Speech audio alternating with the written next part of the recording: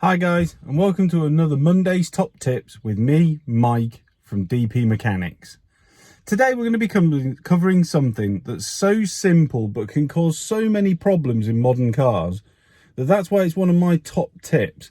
And I think really just by doing this every day, you could in the long run save yourself hundreds, potentially, maybe even thousands.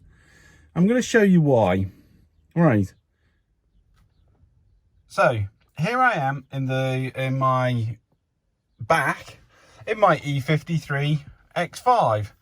Now I'm going to have to come out a little bit just so that you can see what I'm going to do. So we've all got in our cars first thing in the morning, and we've got in and the steering lock's on. Now normally what we do is we grab our keys, put our key in the ignition, just down there, and turn the key and free the ignition up.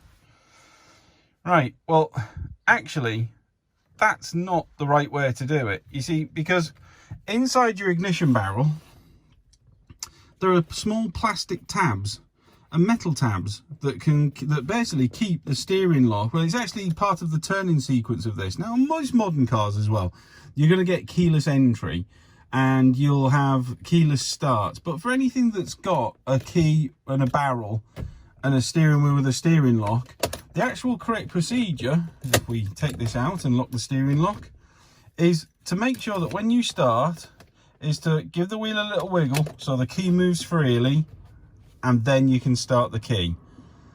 That little simple process can save you hundreds and hundreds of pounds, because when these barrels go, the actual internal mechanism is the actual retention. So when you try and turn the key, the barrel will spin without actually making contact to the ignition system. So your car can effectively be, you can be turning the key, and nothing happens.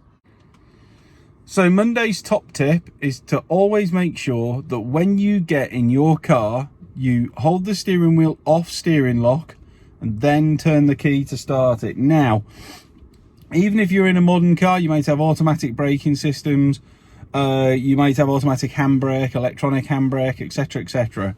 Once you do start the car, you can, in a manual, drive straight off, but it's always worthwhile just to allow the engine to have a few seconds, 30 seconds maximum, especially on a warm day, just to get the oil circulating, to get the engine working, and, well, just to get things moving.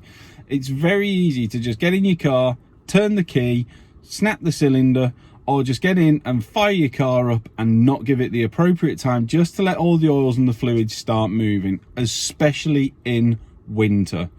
So, as I mentioned, that's Monday's top tips from me, Mike, at DP Mechanics. And if you're interested in other videos, obviously hit the follow button wherever it may be on the YouTube page. Obviously you can follow me as well at facebook.com/DP Mechanics. Also on Instagram at instagram.com/DP_mechanics, and twitter.com/DP_mechanics. Thank you for watching, and I hope you enjoyed Monday's top tips. Speak next time.